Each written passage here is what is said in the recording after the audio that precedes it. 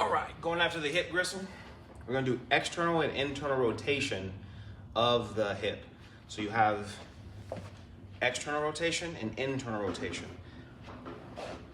And since the swing squat has a lot of this coming from this position to this position over and over and over again for 5 whole minutes, we know that's gonna be a lot of load deep into those tissues of the hip.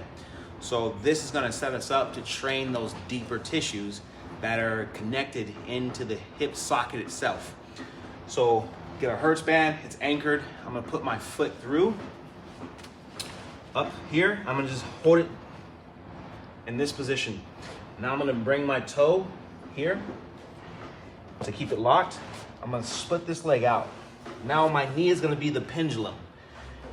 I'm gonna brace myself here into both hands, and then I'm going to bring myself into external rotation. I've turned my body, but now I'm gonna straighten my torso back out. Now my toe comes off the floor and I hold this position. All the external rotators on the inside of the leg are trying to hold this angle for 45 seconds. While doing so, I can play around with a little bit of the pelvis. I can go anterior tuck, posterior tuck, while holding this position. And you can also allow yourself to come out to get even more tension, make it harder. For internal, simply going to turn around. I'm gonna use the same leg. So foot's gonna go in. I'm gonna brace this leg out.